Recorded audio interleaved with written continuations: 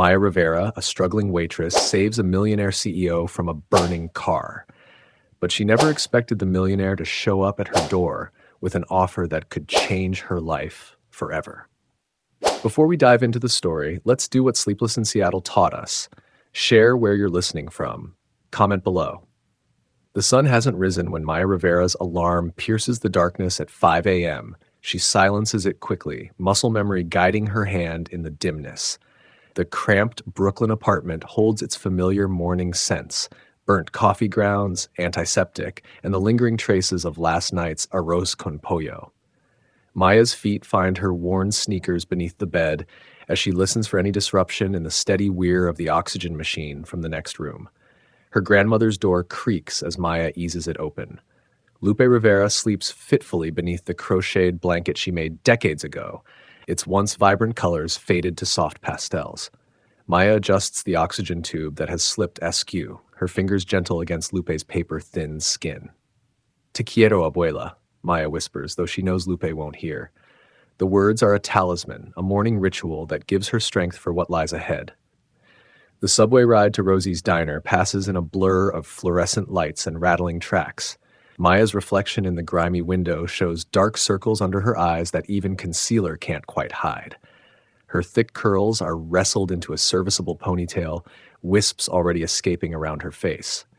The early morning crowd around her shares the same haunted look, fellow foot soldiers in the daily battle to make ends meet. Rosie's diner blazes with harsh light against the pre-dawn darkness. The bell chimes as Maya pushes through the door, greeting her with a familiar symphony of sizzling bacon and clinking plates. Steam rises from the industrial coffee maker, and the air is heavy with the smell of burning grease. "You're cutting it close," Sarah calls from behind the counter, already juggling 3 plates of eggs over easy. Her blonde hair is escaping its net, and there's a coffee stain on her apron. Maya ties on her own apron, checking her watch. 2 minutes early is still early. The morning rush hits like a tidal wave. Maya weaves between tables with practiced grace, balancing plates and remembering which regular takes their coffee black and which needs 3 sugars, no cream. Her feet already ache in her threadbare sneakers, but she pushes through with a smile that's more genuine than most. Mr. Henderson sits in his usual booth by the window, hands trembling as he reaches for his coffee cup. His cardigan is buttoned wrong, and his bow tie lists to one side. Maya steadies the cup before it can spill. "The usual today, Mr. H?" His roomy eyes crinkle with affection. "Please, dear. And some help with..." He gestures at the menu with shaking fingers. "Of course." Maya slides into the booth beside him, angling the laminated menu toward the weak morning light. She pretends not to notice when he dabs at his eyes with a paper napkin. His wife used to read the menu to him every morning before the stroke took her last spring. "The pancake special looks good," she suggests. "I'll make sure they're cut just how you like them." When his food arrives, Maya discreetly cuts the pancakes into bite-sized pieces, shielding his dignity from other customers' eyes. He squeezes her hand in thanks, pressing a $5 bill into her palm with a trembling grip. "You're an angel," he says, his voice wavering. Maya tucks the money away, knowing she'll find it wrapped in one of his cheerful notes covered in shaky handwriting. "Keep smiling, dear. You make the world brighter." "Girl, you're too soft," Sarah says later as they refill sugar dispensers during a rare lull. "Can't save everyone." Maya wipes sticky residue from the counter. "Sometimes small kindnesses are all we have." The rest of her shift passes in a blur of orders and empty coffee cups. By the time Maya hangs up her apron, her lower back aches and her feet throb with each step. But there's no time to rest. Her shift at Bright Horizons Daycare starts in 45 minutes. The apartment is quiet when Maya stops home to check on Lupe. Too quiet. Her heart stutters until she spots the steady rise and fall of her grandmother's chest. A stack of mail sits on the kitchen counter, including one envelope marked with an ominous red stamp. Maya's hands tremble as she tears it open. Final notice blazes across the top of the medical bill. The number at the bottom makes her stomach lurch. $3,000, due immediately. Maya sinks into a kitchen chair, the cheap wood creaking beneath her. The fridge hums in the silence, its shelves half empty despite her careful budgeting. "Mija?" Lupe's voice drifts from the bedroom, weaker than yesterday. "Is that you?" Maya swallows hard, tucking the bill into her pocket. Yes, abuela, just checking in before work. And he helps Lupe sit up, adjusting pillows with practiced care. Her grandmother's face is drawn with pain she tries to hide, but her smile still carries the warmth of summer afternoons and childhood lullabies. You work too hard, Lupe says, squeezing Maya's hand. The silver ring on her finger, a family heirloom, feels loose now, her fingers thinner than even last month. We'll get through this, Maya promises, though the words taste like ash. Everything will be fine. But as she rushes to her next job, the bill burns in her pocket like a brand. The weight of responsibility settles heavier on her shoulders with each passing day. How long can they survive like this, balanced on the knife edge of disaster?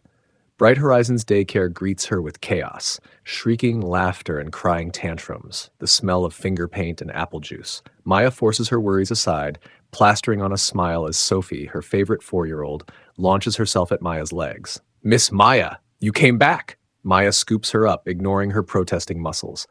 I always come back, silly girl. Who else would help me sing the cleanup song? The afternoon passes in a whirlwind of stories, songs, and minor emergencies.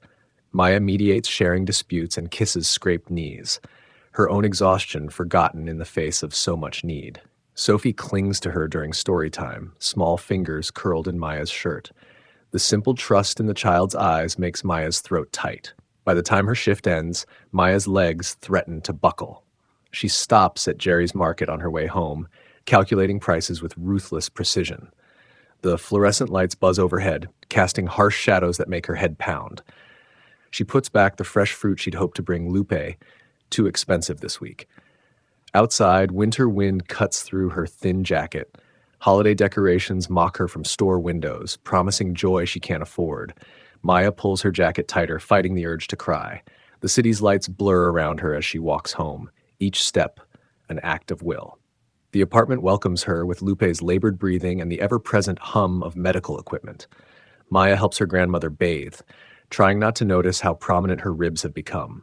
As she brushes Lupe's silver hair, thinner now, but still beautiful, Maya's control finally cracks. I don't know how much longer I can do this, she whispers, voice breaking. Lupe reaches back, her hand finding Maya's cheek. You're stronger than you know, mi amor. Your mother had the same fire in her eyes. Later, alone in the darkness of her room, Maya stares out at the city's glittering skyline.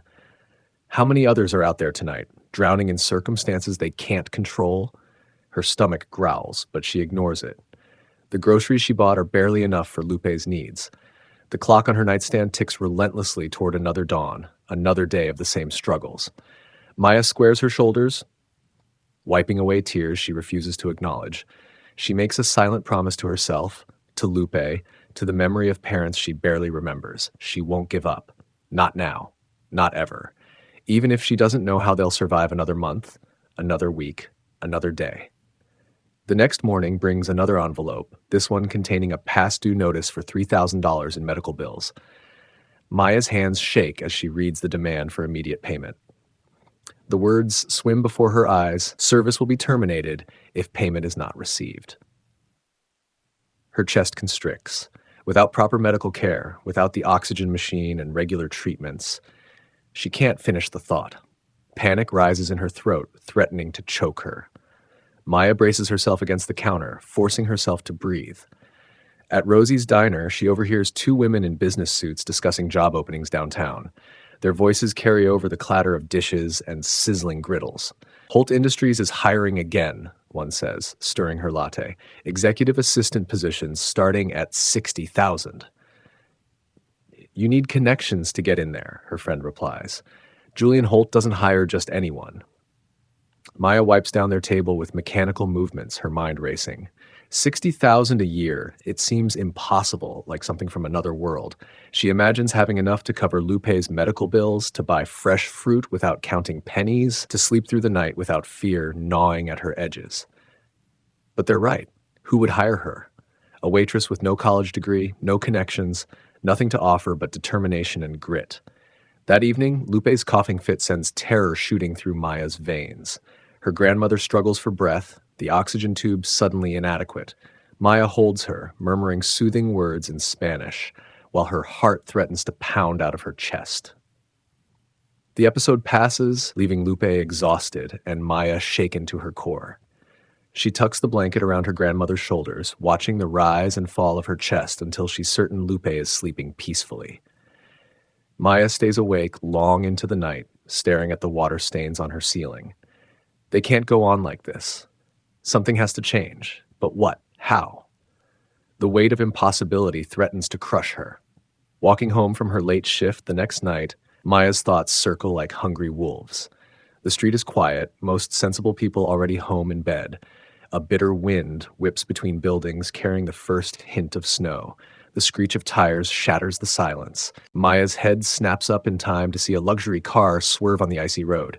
The driver overcorrects, and the vehicle slams into a light pole with a sickening crunch of metal. In the frozen moment that follows, Maya sees flames licking at the crumpled hood. Her body moves before her mind can process the danger. Heat scorches her face as she runs toward the wreck, her heart thundering in her ears. Smoke stings her eyes and throat. "Is anyone in there?" she shouts, coughing. "Can you hear me?" Through the smoke, she makes out a figure slumped over the steering wheel. The man's face is streaked with blood, his expensive suit torn and singed. His eyes flutter open, meeting Maya's through the cracked windshield. The flames are spreading. Maya yanks at the door handle, ignoring the searing metal against her palms. The door groans but gives way. The man, young, maybe early 30s, stares at her with dazed confusion. "Can you move?" Maya's voice is steady despite her terror. "We need to get you out. Now." He nods weakly. Maya braces herself and pulls, adrenaline lending her strength she didn't know she possessed. They stumble away from the car together, his weight nearly dragging them both down. Seconds later, the gas tank explodes. The force knocks them to the ground, a wave of heat washing over them. Maya shields the man with her body, her ears ringing from the blast. They lie there on the cold pavement, gasping for breath. The man's eyes find hers again, filled with a mixture of pain and wonder. "You saved me," he croaks. Sirens wail in the distance, growing closer. Maya's hands shake as she cradles his head, checking for serious injuries. His blood stains her uniform, but she barely notices. "Just hold on," she tells him. "Help is coming." Emergency vehicles flood the street with red and blue light. EMTs rush forward, and Maya steps back, suddenly overwhelmed. Her palms throb where the hot metal burned them. Her clothes reek of smoke. As paramedics load the man into an ambulance, Maya leans against a lamppost, her legs threatening to give out. The night feels surreal, like something from a movie rather than her ordinary life. She never expected her path to cross with someone like him, someone whose watch probably cost more than she makes in a month, whose car's remains still smolder on the street. Tomorrow, she'll go back to her routine of double shifts and unpaid bills, but for now, she lets herself feel something like pride. Tonight, she made a difference. Maya doesn't know it yet, but her life has already begun to change. The man she pulled from the wreckage isn't just another wealthy stranger. He's Julian Holt, CEO of Holt Industries, and he won't forget the woman who risked everything to save him. The next morning, Maya's muscles scream in protest as she drags herself to work. Her bandaged hands make every task more difficult, but she pushes through. The morning news plays on the diner's small TV, and Maya freezes when she sees the headline, "Holt Industries CEO in near-fatal crash." The man she saved stares out from the screen, Julian Holt, billionaire CEO, photographed in better days. His face is sharp, aristocratic, his blue eyes intense even through the grainy broadcast. Maya's heart skips as she remembers those same eyes looking up at her through smoke and flames. Her phone buzzes with an unknown number. Maya stares at it, a strange feeling of destiny settling over her. With trembling fingers, she answers the call that will change everything. "Miss Rivera?" A cultured voice asks. "This is Julian Holt. I believe I owe you my life." Maya's world tilts on its axis. Outside, the first snowflakes of winter begin to fall, carrying with them the promise of change and the whisper of possibility. The conversation is brief but formal. Julian Holt insists on meeting in person to properly thank her, and despite her protests about work, he won't take no for an answer. Maya finds herself agreeing to meet him during her break between shifts, her head spinning with the unreality of it all. That afternoon, Maya sits in an upscale cafe, feeling desperately out of place. Her waitress uniform is hidden beneath her only nice coat, a thrift store find that's slightly too big in the shoulders. The leather seats are butter soft, the kind of luxury she's only seen in magazines. Every surface gleams with polished perfection. Julian Holt sits across from her, his presence commanding even with butterfly bandages on his temple and his arm in a sling. His suit probably costs more than 6 months of her rent, but his eyes hold genuine warmth as they study her face. "I want to thank you properly," he says, his voice carrying the same cultured tones from the phone. "Not many people would risk their lives for a stranger." Maya wraps her bandaged hands around her untouched coffee cup. "Anyone would have done the same." "No." The word carries quiet certainty. "They wouldn't have. I've been thinking about what kind of person runs toward danger instead of away from it. Someone with extraordinary courage and character." Heat creeps up Maya's neck. "Mr. Holt." "Julian, please." He leans forward, wincing slightly at the movement. "I've had my team look into you, Miss Rivera. 2 jobs, supporting your grandmother, no college degree, but a perfect record of reliability and hard work. The kind of determination that can't be taught." Maya's stomach tightens. She doesn't want his pity, doesn't want to be some billionaire's charity case. "I should go. My shift at the daycare. I'm offering you a job." His words stop her halfway out of her seat. "Executive assistant position at Holt Industries. Full benefits, starting at $65,000 annually." The room spins slightly. Maya sinks back down, her legs suddenly weak. I'm not qualified." "You have exactly the qualities I'm looking for." Julian's eyes hold hers. Intelligence, dedication, quick thinking under pressure can be learned. "What do you say?" Maya's heart pounds against her ribs. The salary he mentioned would cover Lupe's medical bills, would mean no more double shifts, no more choosing between food and electricity. But fear coils in her stomach. Fear of failing, of not belonging, of losing herself in his world of wealth and power. She stares into her coffee cup, watching her distorted reflection in the dark liquid. Her mother's voice echoes in her memory. "Sometimes God opens a door when you least expect it." But is this an answer to her prayers or a mistake waiting to happen? "I need time to think," she manages. Julian nods, sliding a business card across the table. "Take 24 hours. But Miss Rivera, Maya, sometimes life gives us chances we never expected. The question is whether we're brave enough to take them." Maya walks home through swirling snow, the business card burning a hole in her pocket. Each step feels weighted with possibility and fear.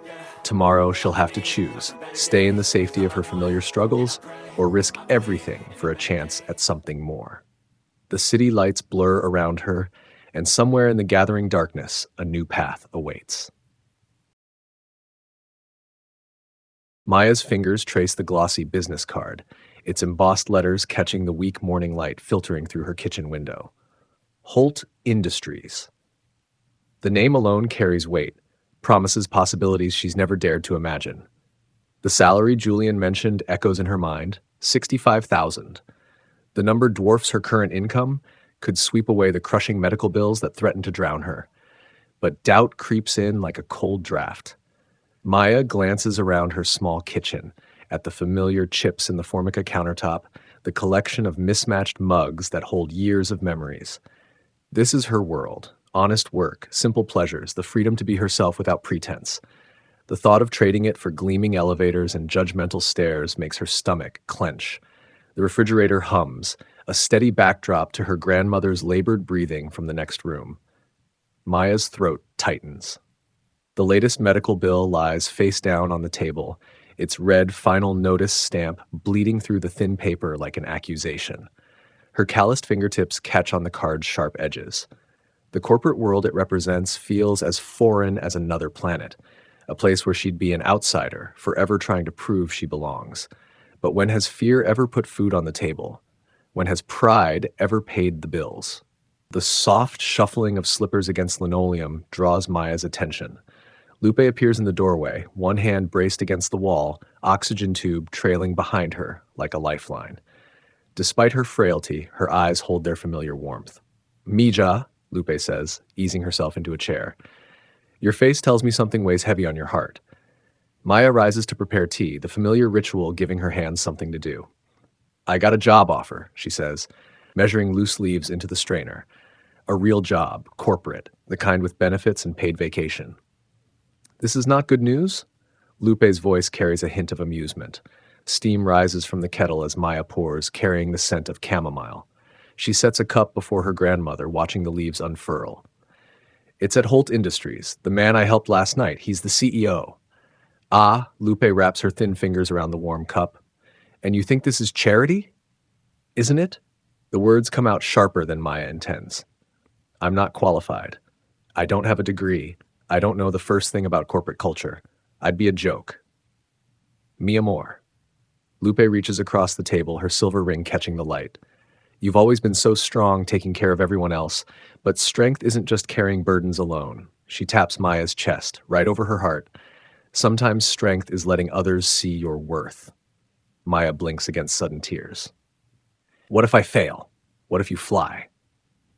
Lupe's smile carries decades of wisdom. This job isn't a chain, Corrida, it's a door. And doors. She pauses, eyes twinkling. Doors work both ways. You can always walk back through if the other side isn't what you hoped. The truth of her grandmother's words settles into Maya's bones. She's spent so long seeing only the risks, she's forgotten to consider the possibilities. Dawn breaks cold and clear the next morning as Maya stands before Holt Industries Tower. The building stretches toward the sky like a giant's finger of steel and glass, its windows reflecting clouds and possibility. Her worn leather bag feels out of place against the sleek modernism surrounding her. A stream of well-dressed professionals flows through the revolving doors, their designer shoes clicking against polished marble. Maya's sensible flats feel suddenly inadequate. Her hands smooth down her best blouse, thrift store find, but carefully pressed, and she forces herself to breathe. Lupe's words from the night before echo in her mind. You've always been the strong one. Maya squares her shoulders. She didn't rescue Julian Holt from a burning car just to let fear stop her now. The lobby's air carries notes of leather and coffee, wealth and ambition distilled into a subtle perfume. Maya approaches the security desk, clutching her bag like a shield. Maya Rivera, she says, proud that her voice doesn't waver. I'm here to see Julian Holt. The guard's eyes flick over her, assessment hidden behind professional courtesy. He makes a call, checks her ID, and hands over a temporary badge. 20th floor, he says. Someone will meet you. The elevator rises smoothly, each floor bringing Maya further from the world she knows. Her reflection in the polished doors shows a woman trying not to look overwhelmed. She lifts her chin. You belong here as much as anyone, she tells herself. The words feel like lies, but she clings to them anyway. The 20th floor opens onto a landscape of glass and chrome. Conversations hush as Maya steps out, curious eyes tracking her movement. A tall woman in a charcoal suit approaches, her blonde hair pulled into a severe bun. Miss Rivera. The woman's smile doesn't reach her eyes. I'm Clarissa Mitchell, Senior Executive Assistant. Mr. Holt is waiting for you. Maya follows Clarissa through a maze of cubicles and glass-walled offices. Every surface gleams with expensive minimalism. Even the air feels expensive, filtered and climate-controlled to perfection. The conference room door whispers open on well-oiled hinges. Julian Holt stands at the window, his figure silhouetted against the morning light. He turns as they enter, and Maya's breath catches. Even with butterfly bandages on his temple and his arm in a sling, he radiates authority. His suit probably costs more than her rent, but his eyes carry the same warmth she remembers from the night of the accident. Maya, his voice wraps around her name like silk. I'm glad you came. Maya's fingers curl around her bag strap, anchoring herself. Thank you for the opportunity, Mr. Holt. Julian, please. He gestures to a chair. Shall we discuss your future? The word future hangs between them, heavy with promise and uncertainty. Maya takes her seat, aware of Clarissa's assessing gaze from the doorway. This moment feels like standing on a cliff's edge, terrifying and exhilarating in equal measure. Julian's smile holds something almost vulnerable. Welcome to Holt Industries, Maya. Let's begin. Maya's first morning at Holt Industries passes in a blur of overwhelming sensations. The stark white walls and gleaming glass partitions feel sterile under the fluorescent lights, lacking the warmth of Rosie's diner or the cheerful chaos of the daycare. Her simple blouse and dress pants, the nicest she owns, feel inadequate next to the parade of designer suits and stilettos that click past her desk. Clarissa's tour is precise and impersonal. Break room there, supply closet here, your desk. She gestures to a minimalist cubicle, its clean lines and empty surface declaring its foreignness. Mr. Holt expects all correspondence to be handled within the hour. Calendar management is your priority. Questions? Maya places her small potted succulent, a piece of home, on the corner of the desk. I'm ready to learn. Clarissa's lips thin. We'll see. She strides away, leaving Maya alone with a sleek laptop and a mountain of uncertainty. The morning drowns her in corporate jargon and unfamiliar software. Email protocols blur before her eyes. CC, BCC, priority flags, and calendar invites swimming together in an alphabet soup of confusion. Maya's fingers hover over the keyboard, each keystroke feeling like a potential mistake. Having trouble? Maya turns to find Derek Collins leaning against her cubicle wall, his expensive watch catching the light. His smile doesn't reach his eyes. Just getting oriented, Maya says, straightening her shoulders. Right, the hero hire. Derek's voice drips condescension. Didn't they teach you basic Excel in the mailroom? Oh, wait, you're special. Heat crawls up Maya's neck, but she forces her voice to stay steady. I'll figure it out. I'm sure you will. Derek's smirk widens. That's why they hired you, right? Your qualifications? He saunters away as others head to lunch, leaving Maya alone with burning cheeks and trembling hands. She stays at her desk, YouTube tutorials playing quietly as she forces herself to learn. Her stomach growls, ignored. She can't afford to fall behind, can't give them any reason to regret taking a chance on her. The afternoon stretches like taffy, each minute an exercise in persistence. Maya's head pounds from staring at spreadsheets, but she refuses to give up. The office slowly empties as 5 o'clock approaches, shadows lengthening across her desk. You're still here. Julian's voice startles her. He stands in her cubicle entrance, his presence filling the small space. His suit jacket is gone, sleeves rolled up, showing the human beneath the CEO facade. I needed to finish these reports, Maya says, fighting the urge to hide her screen. Julian steps closer, leaning over her shoulder to look at her work. His cologne, subtle, expensive, teases her senses. You're doing better than you think, he says softly. His finger points to an icon. This shortcut will help with the formatting. And this one. His hand hovers near hers on the mouse. We'll automate the data entry. The proximity sends an unwanted shiver down Maya's spine. She forces herself to focus on the screen, on the technical knowledge he's sharing, not on the warmth radiating from his presence. Thank you, she manages. Julian steps back, something unreadable crossing his face. Don't let anyone here make you feel less than you are, Maya. I hired you because I saw something extraordinary. Trust that.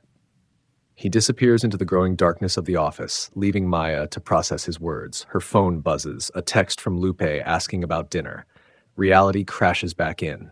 Maya gathers her things, her mind spinning with codes and protocols and the ghost of Julian's presence. The day's final task list shows all items complete, late but accurate. Clarissa passes by, pausing to scan Maya's work. Her tight nod feels like a victory. Good job, she mutters, the words barely audible. As Maya packs up, movement catches her eye. Through the glass walls of his office, Julian watches her. Their eyes meet across the distance, and he gives a slight nod. Something warm unfurls in Maya's chest. Not quite belonging, not yet, but perhaps the beginning of possibility. The whispers start in her second week. Maya feels them like paper cuts, small, stinging reminders of her outsider status. The break room falls silent when she enters, conversations shifting to weather and weekend plans. But she catches the sidelong glances, reads the subtext in raised eyebrows and meaningful looks. Sophie Daniels from marketing holds court by the coffee machine, her voice carrying just enough to reach Maya's ears. That's the one who saved Julian. Must be nice, getting a cushy job just for being in the right place at the right time. Probably can't even handle basic spreadsheets, another voice adds. But who needs skills when you've got a dramatic rescue story? Maya's hands shake as she fills her mug, coffee sloshing dangerously close to the rim. The words shouldn't matter. She knows why she's here, knows she's earning her place. But doubt creeps in like poison, tainting her small victories. She throws herself into work with renewed determination. The office security guard greets her in the pre-dawn hours, and the cleaning crew knows her by name when they leave at night. Maya devours online tutorials, practicing Excel functions until her dreams are filled with formulas. Her reports arrive early, meticulously formatted. She anticipates Julian's needs before he voices them, keeping his calendar running with military precision. Small notes appear on her desk, Julian's elegant handwriting offering encouragement. Excellent presentation prep. Client loved the report layout. Your attention to detail makes a difference. Each note feels like a lifeline, proof that someone sees her effort. But the whispers persist, growing bolder. Derek makes it his mission to highlight her every minor mistake, his commentary just professional enough to avoid HR intervention. Interesting choice of font, he says one morning, smirking at her quarterly report. Very creative, though most of us stick to company standards. Maya's face burns as she realizes her error. I'll fix it. Of course you will. Derek's voice carries across the office. Good thing you have such a personal relationship with the boss. Makes mistakes easier to overlook, doesn't it? Before Maya can respond, Julian's voice cuts through the tension like a blade. The only thing being overlooked, Mr. Collins, is your inappropriate behavior. His presence fills the space, temperature dropping with his cold tone. Maya's here because she earned it. Her work speaks for itself. Does yours? Derek's face pales. He retreats to his desk, but the victory feels hollow. Maya's hands clench beneath her desk, nails biting into palms. She doesn't need rescue, doesn't want to feed the rumors of special treatment. The help that should feel like support instead tastes like validation of every whispered doubt. Later, alone in the chrome and marble bathroom, Maya grips the sink's edge. Her reflection shows shadows under her eyes, strain in the set of her mouth. A tear escapes before she can stop it, tracking down her cheek like an admission of weakness. Stop it, she whispers to her reflection. You didn't come this far to cry in a bathroom. Maya straightens, wiping away the tear with angry fingers. The woman in the mirror lifts her chin, shoulders squaring with renewed determination. They can whisper, they can doubt, but she won't break, won't bend, won't give them the satisfaction of proving them right. Her phone buzzes, Lupe asking if she'll be home for dinner. Maya's throat tightens with sudden longing for her grandmother's wisdom, for the simplicity of their small kitchen and familiar struggles, but she can't go back. The only way out is through. Maya fixes her makeup, erasing all evidence of tears. When she emerges, her steps are steady, her expression composed. Let them whisper. She'll prove her worth through actions, through excellence, through determination that outweighs their judgment. The office has emptied while she regained her composure. Only a few lights remain on, including the warm glow from Julian's office. As if sensing her presence, he looks up from his desk. Their eyes meet through the glass, and something electric passes between them. Julian rises, moving toward his office door. Maya's heart kicks against her ribs. He'll want to talk about the incident with Derek, to offer more help she can't afford to accept. She gathers her things quickly, fleeing toward the elevator before he can reach her. But his presence lingers like a ghost, haunting her thoughts on the long subway ride home. His defense of her, while appreciated, has only complicated the delicate balance she's trying to maintain. And worse, the way her pulse jumped at his proximity suggests a danger far greater than office gossip. Maya leans her head against the cool subway window, watching the city blur past. She came here to work, to build a better life, to prove she belongs in this world of glass and steel. She can't afford distractions, can't risk her heart or her reputation on feelings that have no place in a professional environment. But as she closes her eyes, Julian's face appears unbidden. The intensity of his gaze, the gentle authority in his voice, the way he sees her when everyone else looks past. Maya's fingers curl into fists. This is a complication she never anticipated, a battle she's not sure how to fight.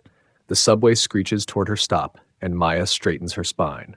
Tomorrow is another day, another chance to prove herself. She'll build higher walls, work harder, stay later, whatever it takes to keep her focus where it belongs. The next evening finds Maya alone in the office, moonlight painting silver stripes across her desk. The quiet feels different at this hour, less oppressive, more contemplative. She's reviewing next week's calendar when movement catches her eye. Julian stands in his office doorway, jacket discarded, tie loosened. Exhaustion shadows his features. "You're here late again." "Just finishing up," Maya says, reaching for her bag. "Wait." The word comes soft, almost vulnerable. Have a coffee with me? Something in his voice makes her pause. Against her better judgment, Maya follows him to the break room. They stand in companionable silence as the machine hums to life. Sometimes I wonder, Julian says, staring into his cup, if having everything means having nothing real. His voice carries an edge of loneliness that catches Maya off guard. Every relationship, every interaction, there's always an agenda, always an angle. He glances up, his eyes finding hers. Until you pulled me from that car. Maya's heart thuds against her ribs. I just did what anyone would do. No. Julian sets his cup down, turning to face her fully. That's what I'm trying to tell you. Most people would have run the other way. Most people see the position, the money, the name, but you? His laugh holds no humor. You just saw someone who needed help. The raw honesty in his voice cracks something in Maya's carefully maintained walls. She sees past the powerful CEO to the man beneath, someone who understands loneliness, who knows what it means to question every connection. Trust doesn't come easily in your world, does it? She asks softly. About as easily as it comes in yours. His smile holds a touch of sadness. We both have our walls, Maya. Different materials maybe, but walls all the same. The moment stretches between them, heavy with unspoken understanding. Maya feels the dangerous pull of connection, the temptation to let her guard down. It would be so easy to lean into this shared vulnerability, to admit that maybe they're not so different after all. Instead, she steps back, clutching her cooling coffee like a shield. It's getting late. I should go. Julian nods, the mask of CEO sliding back into place. But something has shifted between them. A truth acknowledged that can't be untold. As Maya gathers her things to leave, she feels the weight of his confession settling into her bones, another complication in an already complex equation. Maya gathers her belongings, her mind churning with the weight of Julian's confession. As she walks to the elevator, she realizes that walls, no matter how carefully built, have a way of cracking when you least expect it. The question is whether what seeps through those cracks will strengthen or destroy the foundations she's worked so hard to build. The glittering lights of Holt Industries' annual holiday gala cast shifting shadows across the grand ballroom of the Riverview Hotel. Crystal chandeliers reflect off polished marble floors, their light fragmenting into thousands of diamond-bright points. The scent of evergreen mingles with spiced wine and designer perfume, creating an atmosphere thick with luxury and pretense. Julian Holt moves through the crowd like a shark through deep water, his perfectly tailored black suit a stark contrast against the sea of holiday colors. His shoes click against marble as he navigates between clusters of colleagues, investors, and socialites who part before him like curtains. Julian. Darling. Clarissa Mitchell's voice cuts through the ambient noise. She grasps his arm with manicured fingers, her smile calculated. You simply must hear about the merger Derek's been working on. Derek Collins straightens his bow tie, eager for Julian's attention. The numbers are exceptional. If we move quickly. Julian nods mechanically, his responses clipped and professional. The words wash over him like static, meaningless against the hollow ache in his chest. His eyes sweep the room again, searching for something, someone he knows isn't there. The absence of Maya Rivera creates a void that no amount of champagne or business talk can fill. Across town, Maya sets a steaming bowl on the scratched surface of her small kitchen table. Steam rises from homemade chicken soup, carrying with it the comfort of generations-old recipes. Lupe Rivera sits wrapped in her favorite shawl, her silver hair catching the warm light from the single overhead bulb. Careful, abuela, Maya murmurs, supporting the spoon as Lupe's trembling hands guide it to her lips. It's still hot. Outside their cracked window, carolers' voices drift up from the street below, accompanied by distant laughter and the occasional car horn. Maya brushes back a strand of hair that's escaped her messy bun, sneaking a glance at the clock mounted on their water-stained wall. The party would be in full swing now. All those important people in their expensive clothes discussing deals worth more money than she'll see in a lifetime. A whisper of doubt creeps in. What if she's making a mistake? What if staying away tonight costs her everything she's worked for? Maya pushes the thoughts aside, focusing instead on Lupe's peaceful expression as she savors another spoonful of soup. You don't regret missing your fancy party? Lupe asks, her dark eyes knowing. Maya adjusts the shawl around her grandmother's shoulders. No, abuela, I'm exactly where I need to be.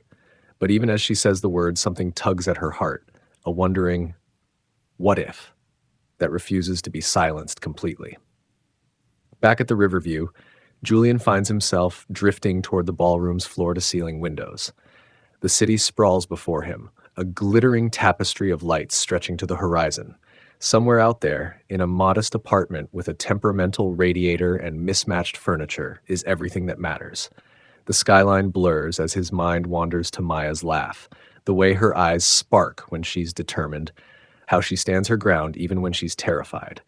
The carefully constructed facade of success he wears like armor suddenly feels suffocating. Mr. Holt? Sophie Daniels appears at his elbow, all bright smile and practiced charm. I was hoping we could discuss the Richardson account. Julian barely registers her words. The crystal flute in his hand might as well be filled with sand for all the pleasure it brings him. The voices around him blur into meaningless chatter, a symphony of hollow pleasantries and rehearsed small talk. The realization hits him with the force of a physical blow. Everything he truly wants, everything real and warm and worth fighting for, isn't in this room full of artificial smiles and designer labels. It's in a small Brooklyn apartment with a woman who saves lives without thinking twice and tends to her grandmother with unwavering devotion. I apologize, Julian says, cutting Sophie off mid-sentence. There's somewhere I need to be. He strides through the ballroom doors, ignoring the whispers that follow in his wake. The winter air hits him like a slap, sharp and clarifying. Snow has begun to fall, dusting his shoulders as he signals for his car. For the first time all evening, his path is clear. The old radiator in Maya's apartment hums its familiar tune, punctuated by the occasional ping of settling pipes. She adjusts the knit shawl around Lupe's shoulders, tucking it carefully to ward off any drafts. Their modest Christmas tree stands in the corner, its handmade ornaments and drugstore lights casting warm shadows on the walls. Maya sinks into the armchair, her feet aching from a long day of work. The peaceful moment shatters at the sound of a soft knock at the door. Her heart jumps. They rarely get visitors, especially this late. Who could possibly? She opens the door and her breath catches in her throat. Julian Holt stands on her threshold, snowflakes melting in his dark hair. His suit jacket is dusted with white, and in his gloved hands he holds a small wrapped box. But it's his eyes that stop her heart. Usually guarded and calculating, they now shine with something raw and vulnerable. I hope I'm not intruding, he says, his voice low and uncertain in a way she's never heard before. No, Maya whispers, stepping aside. Come in. The warmth of the apartment envelops him as he enters. Lupe looks up from her chair, a gentle smile crossing her weathered face. It's good to see you again, young man, she says, her voice frail but kind. Julian kneels beside her chair, holding out the small box. It's not much, he says softly, but I thought you might like it. Lupe's fingers tremble as she unwraps the gift, revealing a delicate silver pendant shaped like a snowflake. Tears gather in her eyes as she touches it gently. Thank you, she murmurs. It's beautiful. Julian stands, turning to face Maya. The air between them crackles with unspoken words. Maya's heart pounds against her ribs as she searches his face, trying to understand what brought him here tonight. I couldn't stay at the party, Julian admits, his voice thick with emotion. It felt empty. I realized that the only place I wanted to be tonight was here. His gaze meets hers, stripped of all pretense. With you. Maya's eyes widen. The walls she's built around her heart tremble like leaves in a storm. Julian, I don't know if I can... He steps closer, his voice gentle. You don't have to decide anything right now. I just needed you to know how much you matter to me, more than anyone else ever has. The world shrinks until there's nothing but this moment, this room, this confession hanging in the air between them. Maya's heart aches with a mixture of fear and longing she can't quite name. For the first time in years, the possibility of love feels within reach, and it terrifies her. The living room falls silent except for the steady hum of the radiator. Maya's eyes move from Julian's earnest expression to the pendant now resting in Lupe's fragile hands. The thoughtfulness of the gesture chips away at her carefully constructed defenses. Her heart thunders in her chest like a trapped bird. Julian, she says softly. I'm not sure I'm ready for this. I've spent so long fighting to stay independent, to not rely on anyone. Julian nods, understanding flickering in his eyes. I know, and I admire that about you. This isn't about taking away your independence. It's about having someone to share the load when it gets too heavy. Maya's throat tightens. The words are everything she's longed to hear, yet fear still gnaws at her insides like a hungry wolf. What if it doesn't work out? She whispers. What if I lose everything I've worked for? Julian draws a slow breath, his own vulnerability laid bare in the warm light. I can't promise we won't stumble, he admits, but I can promise that I'm willing to try, and that you won't have to face it alone. The sincerity in his eyes cuts through Maya's fear like a blade through silk. Time seems to stop, suspended in this fragile moment of possibility. Lupe clears her throat softly. Love is a risk worth taking, Corita, she murmurs, her wise eyes shimmering with warmth. Maya closes her eyes briefly, then opens them to meet Julian's gaze. A tentative smile curves her lips. Maybe we can figure it out together. Relief floods Julian's face, and in that shared smile, a fragile hope takes root, delicate as the first snowflake of winter. Maya's heels click against the polished marble of Holt Industries' lobby, each step more confident than she would have imagined possible 2 months ago. The security guard, James, offers his usual warm smile as she swipes her badge. Morning, Miss Rivera. Cold one today. The worst. Maya tugs off her gloves, flexing fingers stiff from the February chill. Did you get that soup recipe to your wife? Made it last night. Kids actually ate their vegetables for once. Maya grins, remembering Lupe's insistence that the secret lies in how finely you dice the carrots. The memory of her grandmother's knowing smile warms her more than the lobby's expensive heating system. The elevator doors open onto the executive floor, and Maya settles into her morning routine. Her desk, sleek glass and chrome that once felt alien, has become familiar territory. Family photos nestle between her monitor and a small potted succulent, softening the corporate sterility. Through the glass wall of his office, Julian looks up from a stack of papers. His smile catches her off guard, as it always does. Genuine warmth breaking through his usual CEO composure. Maya returns it before forcing her attention back to her computer screen. The flutter in her stomach is harder to ignore. Their dynamic has shifted since Christmas Eve, when Julian showed up at her door with that quiet vulnerability in his eyes. The careful distance she maintained has begun to crack, letting in something both thrilling and terrifying. Maya's fingers brush her grandmother's pendant as she reads through the day's emails. Coffee? Julian's voice startles her from her thoughts. He stands beside her desk, suit jacket discarded, sleeves rolled to reveal strong forearms. Maya checks the time, their usual mid-morning break. Let me just finish this email. They take the elevator to the small cafe across the street, their shoulders nearly touching in the crowded space. Maya breathes in the familiar scent of his cologne, allowing herself this small indulgence. The cafe is warm and busy, full of professionals seeking refuge from the winter morning. Julian guides her to their usual corner table with a light touch at the small of her back. The contact sends sparks along her spine. How's Lupe? Julian asks once they're settled with their drinks, his black coffee, her chai latte. Better today. The new medication seems to be helping. Maya wraps her hands around the warm mug. She asked about you, actually. Wanted to know if you'd join us for dinner again soon. Julian's eyes soften. I'd like that. Your grandmother's stories about old Brooklyn are better than any history book. She likes you. Maya studies the pattern in her latte foam. Says you remind her of my grandfather, the way he'd listen like every word mattered. They do matter. Julian's voice is quiet, but intense. When Maya looks up, his blue eyes hold hers with an earnestness that makes her heart skip.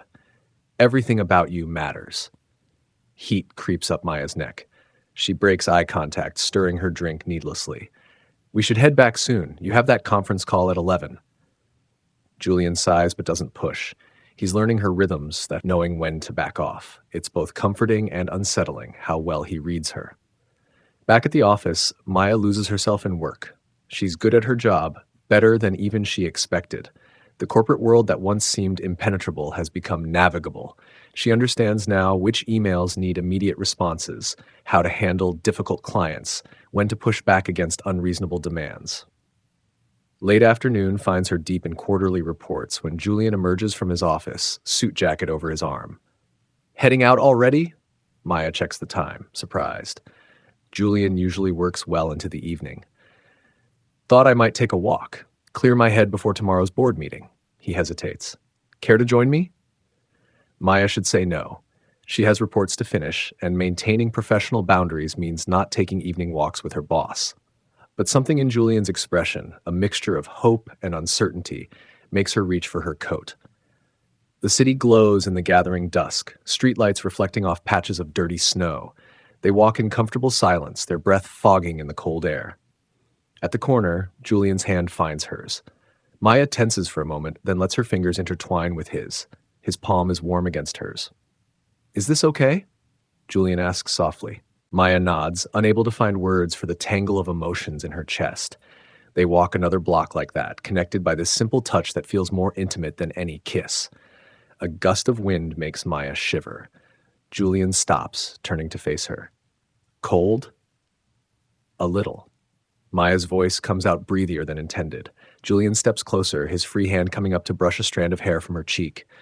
The tender gesture makes Maya's chest ache. She spent so long being strong, holding herself apart. But here, in the gathering darkness with Julian's warmth so close, her carefully constructed walls begin to crack. Maya! Julian's thumb traces her cheekbone. I. Her phone chirps, shattering the moment. Maya steps back, fumbling in her pocket. The screen shows a text from her neighbor. Your grandmother's coughing again. Bad. I have to go. Maya's voice shakes. Loop, I'll call my driver. Julian's already got his phone out, CEO efficiency taking over. Maya wants to refuse to maintain her independence, but Lupe's health matters more than her pride. She nods, wrapping her arms around herself as Julian makes the call. The sleek town car appears within minutes. Julian holds the door for her, then slides in beside her. I'm coming with you. You don't have to. I want to. His hand finds hers again, squeezing gently. Let me help. Maya closes her eyes, leaning back against the leather seat. Maybe it's okay sometimes to not be strong alone. The crisis turns out to be minor, a coughing fit that settles with medication and rest. Maya sits beside Lupe's bed, holding her frail hand until her breathing evens out. Julian waits in the living room, his quiet presence a comfort Maya's not ready to examine too closely. When she finally emerges, Julian stands by the window, silhouetted against city lights. He turns at her approach. How is she? Sleeping now. Maya's exhaustion hits suddenly. She sways slightly and Julian's hands steady her shoulders. You need rest too. His voice is gentle but firm. When was the last time you slept properly? Maya tries to remember, but the days blur together. She lets Julian guide her to the couch, too tired to maintain her usual careful distance. I used to think I could handle everything alone, she admits, surprising herself, that needing help meant being weak. Julian sits beside her, close enough that she can feel his warmth but not touching. Strength isn't about doing everything alone. Sometimes it's about knowing when to let others in. Maya's eyes burn with unexpected tears. I'm scared, she whispers. Of what? Of trusting, of letting someone else carry part of the weight. Maya stares at her hands, of losing myself. Julian's quiet for a long moment. I understand that fear better than you might think. Control, independence, they're armor against getting hurt, but they're also walls that keep out everything good. Maya looks up at him, caught by the raw honesty in his voice. Julian meets her gaze steadily. I'm not asking you to tear down your walls, he continues. Just maybe consider leaving a door open? A tear slips down Maya's cheek. Julian reaches out slowly, giving her time to pull away, and wipes it with his thumb. The tenderness of the gesture breaks something open in Maya's chest. She lets herself lean into him, just a little. Julian's arm comes around her shoulders, and Maya releases a shaky breath. They sit like that, watching city lights flicker beyond the window, as Maya's grandmother sleeps peacefully in the next room. Later, Maya finds an envelope on her kitchen counter. The Horizon Medical Center logo makes her stomach clench. Her hands tremble as she tears it open, expecting another demand for payment. Instead, the words "paid in full" jump out at her. Confusion turns to ice in her veins as she scans the payment details. The source of payment, Julian Holt. Maya stares at the paper until the letters blur. Every sacrifice she's made, Every extra shift she's worked, every careful budget she's planned, all of it feels suddenly meaningless. The independence she's fought so hard to maintain crumbles like sand between her fingers. Tears burn her eyes, but these aren't the gentle tears of earlier vulnerability. These are hot with betrayal and shame. How long has Julian been paying her bills behind her back? Does he see her as some charity case to be rescued? The paper crumples in her fist. Maya's chest feels too tight, each breath a struggle against rising anger. She thought Julian understood her need for independence, respected her strength. Instead, he went behind her back, making decisions about her life without even asking. Morning finds Maya at her desk, steel in her spine and ice in her veins. Julian's warm smile freezes when he sees her expression. "We need to talk." Maya's voice comes out steadier than she feels. In his office, Maya pulls out the crumpled medical bill. Julian's face falls as recognition dawns. "You paid for my grandmother's medical bills?" The paper trembles in Maya's hand. "I was trying to help." "Help?" Maya cuts him off, her voice cracking. "I didn't ask for your charity, Julian." "Maya, please." "You think I can't take care of my own family?" The words burn her throat. "That I need some billionaire knight to sweep in and fix everything?" Julian stands, reaching for her. "I never thought that. I just wanted to ease your burden." Maya steps back, wrapping her arms around herself. "You didn't trust me to handle it myself. You went behind my back instead of talking to me." Tears threaten, but she blinks them back. "I can't do this if you think I'm someone who needs saving." Before Julian can respond, Maya turns and walks out. The door closes behind her with a quiet click that feels like breaking glass. In his empty office, Julian slumps into his chair. The silence presses against him like a physical weight. He stares at his hands, hands that can sign million-dollar deals but somehow manage to shatter the most precious thing in his life. Was I wrong to help? The question echoes in his mind. He thought he was offering support, showing Maya she didn't have to struggle alone. Instead, he'd undermined the very strength that drew him to her in the first place. Old insecurities clawed his chest. Maybe he's not capable of real connection. Maybe everything he touches turns to ash eventually. The gleaming skyline outside his window, evidence of his business success, suddenly feels hollow. Julian runs his hands through his hair, messing up its careful styling. He could fix a failing company, negotiate impossible deals, but he can't seem to fix this fracture he's caused with Maya. The thought of losing her ignites a deep fear he can't ignore. What good is all his power if he can't protect the people he loves? But maybe that's the problem. Maya never needed protection. She needed partnership, trust, respect. Julian clenches his fists. If he's going to fix this, he'll need to confront his own need for control and learn to trust Maya's strength. In her quiet apartment, Maya watches Lupe sleep peacefully. The crumpled medical bill lies on the table beside her, a constant reminder of her shattered trust. The initial anger has faded, replaced by a gnawing doubt that's almost worse.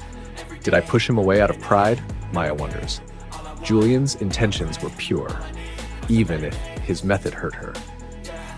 The warmth of his embrace earlier that evening lingers like a ghost, making her chest ache with loss. Maya's fingers find the silver snowflake pendant, Julian's Christmas gift to Lupa.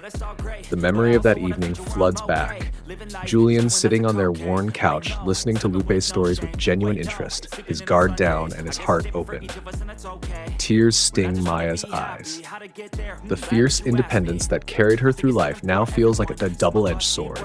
Is she pushing away happiness just to prove she can do it alone? The thought settles like lead in her stomach. As dawn breaks over Brooklyn, Maya takes a shaky breath. Something has to give. She needs to confront her fear of dependence and decide if pushing Julian away is worth the cost of losing what might be the best thing in her life.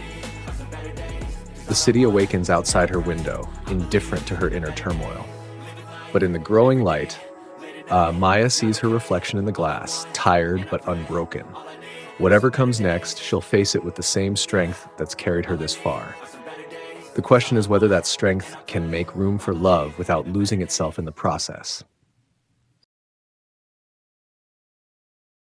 The snow falls in lazy spirals outside Maya's window, each flake catching the amber glow of the street lamp before dissolving against the glass.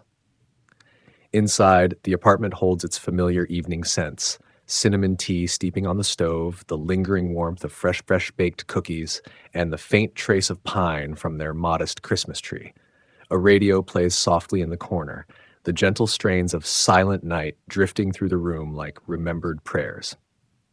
Maya sits in the worn armchair by the window, her fingers absently tracing the delicate edges of the silver snowflake pendant Julian gave Loop. The cool metal grounds her in the present moment, even as her thoughts spiral through the past weeks like the snow outside. From her bedroom, Lupe's steady breathing provides a quiet counterpoint to the holiday music. The Christmas tree stands half-decorated in the corner, its sparse branches holding a lifetime of memories, faded paper ornaments Maya made in elementary school, glass baubles wrapped carefully in tissue paper year after year, a tiny angel with one wing slightly bent. Boxes of unused decorations sit at its base, waiting. Like her heart, Maya thinks the tree remains suspended between past and possibility. Am I strong enough to trust? The words escape in a whisper, barely louder than the hiss of snow against glass. Maya's reflection stares back at her, overlaid against the dark window, a young woman with tired eyes and untamed curls escaping their practical bun. She sees her mother in the stubborn set of her jaw, her father in the worry lines beginning to form between her brows. Lupe's words from earlier echo in her mind. El amor es un riesgo que vale la pena tomar. Love is a risk worth taking. Maya's hand tightens around the pendant. She's spent years building walls of independence, proving she needs no one, can handle everything alone. The thought of letting someone pass those defenses, even Julian, sends anxiety crawling up her spine. The tea kettle whistles, startling Maya from her reverie. She moves to silence it quickly, not wanting to wake Lupe. As she pours the steaming liquid into her grandmother's favorite mug, the one with hand-painted roses along the rim, Maya catches herself preparing 2 cups out of habit. Her hand freezes halfway to the cabinet where Julian's preferred mug usually sits. The empty space on her counter mirrors the hollow feeling in her chest. Across town, in the steel and glass heights of his penthouse, Julian Holt stands before floor-to-ceiling windows. The city spreads below him like a jewelry box spilled open, lights twinkling through the falling snow. A fire crackles in the marble fireplace behind him, but its warmth doesn't reach the cold knot in his stomach. His reflection fragments across the window panes. Dozens of Julians, all wearing the same expression of quiet desperation. The crystal decanter of aged whiskey sits untouched on the side table, its amber depths holding no answers tonight.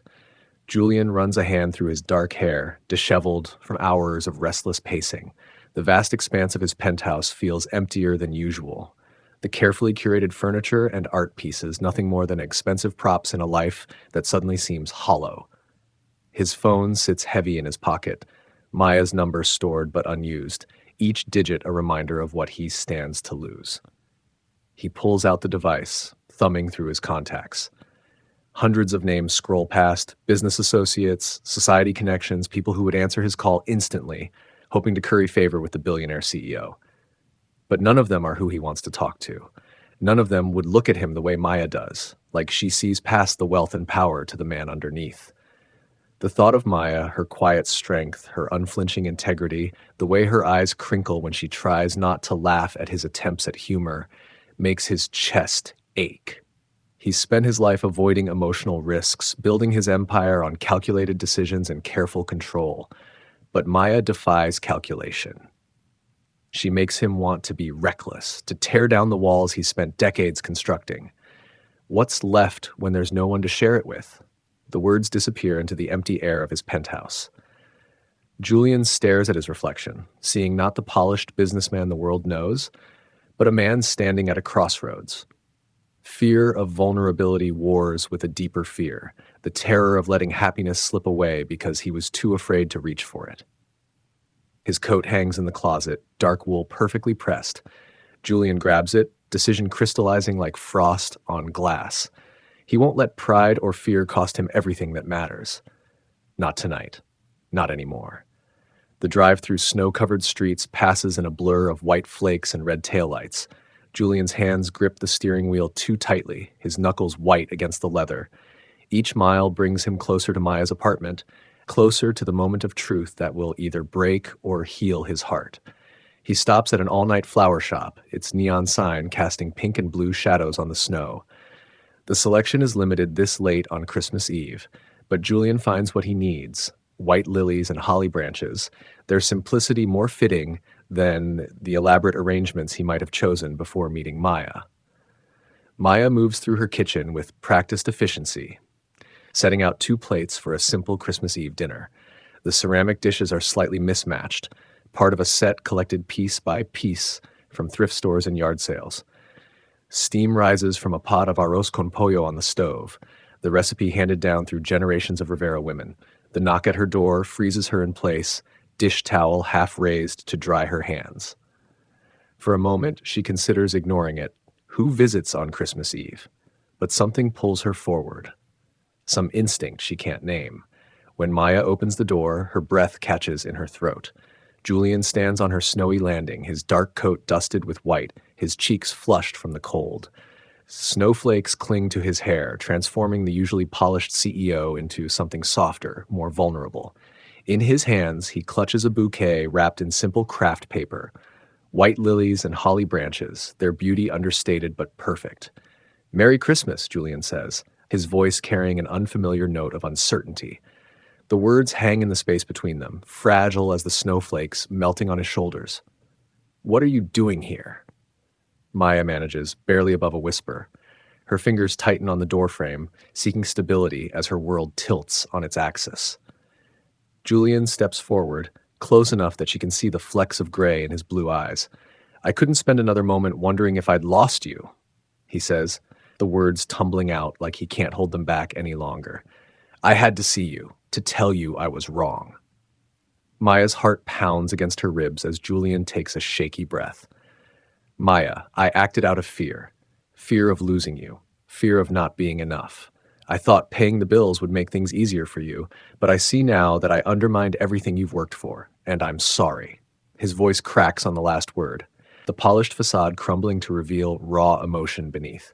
"I've spent my life building walls," Julian continues, "controlling every detail so I wouldn't get hurt. But with you, those walls don't work. You've shown me what it means to be real, to care for someone without conditions." He swallows hard, snow melting on his eyelashes. "And I'm terrified, but I'm also more certain than I've ever been about anything. I love you."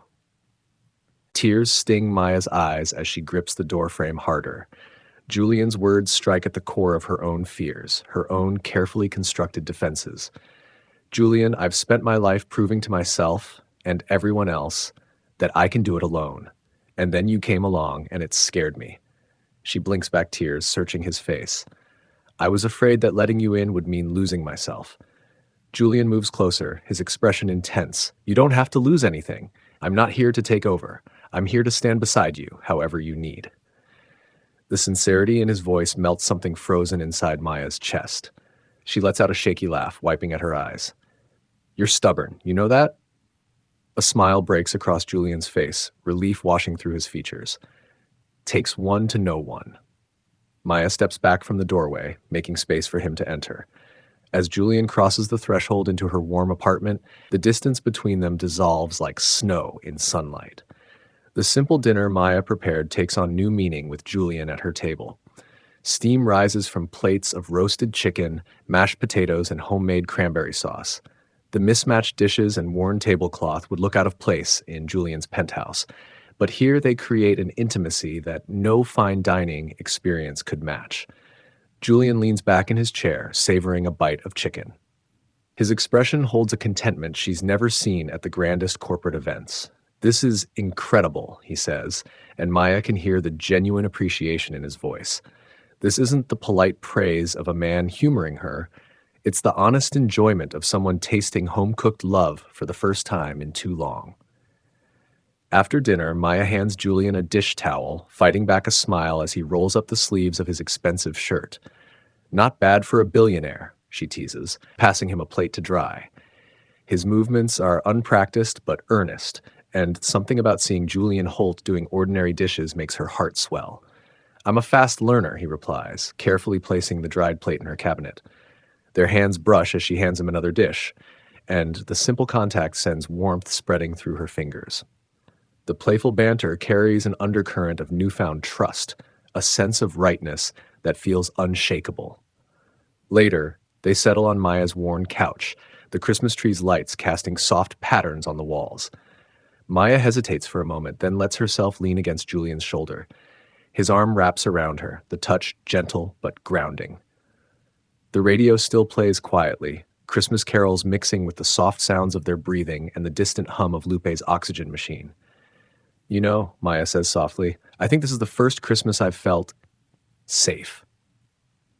The admission costs her something, but Julian's presence makes vulnerability feel less like weakness and more like strength. Julian presses a gentle kiss to her temple, his breath warm against her skin. "Me too," he replies, and Maya can hear the truth in those two simple words. For the first time, she understands that Julian's wealth and power never made him feel secure. True safety comes from being known, being accepted, being loved. The weeks that follow transform both their lives in subtle but profound ways. At Holt Industries, Maya's confidence blooms like winter flowers breaking through frost. She spearheads a new community outreach program, her natural empathy and practical experience bringing fresh perspective to corporate philanthropy. Her colleagues' skepticism fades as they witness her dedication and insight. Julian, too, changes. He delegates more responsibilities, learning to trust his team instead of controlling every detail. He leaves the office at reasonable hours, discovering that success means nothing without time to enjoy it.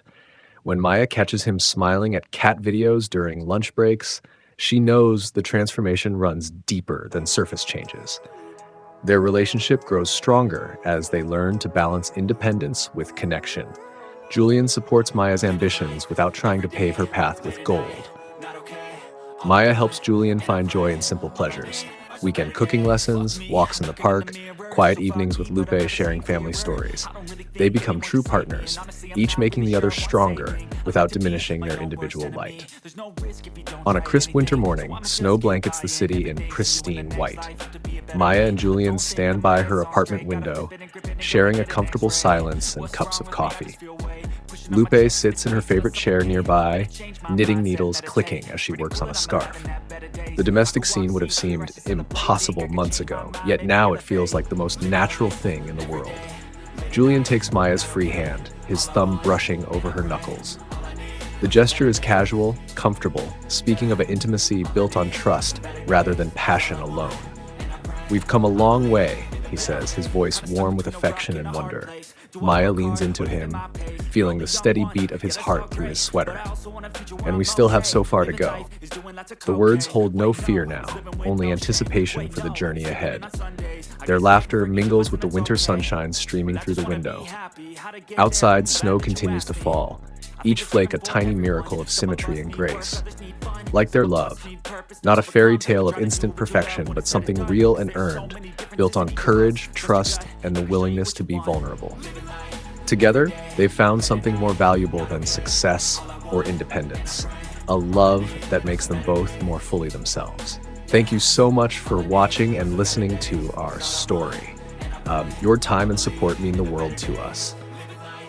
If this video resonated with you, please share your thoughts in the comments below. We'd love to hear what you think. Don't forget to hit the like button and subscribe to our channel for more inspiring content. Your engagement helps us grow and continue sharing meaningful stories. See you in the next video.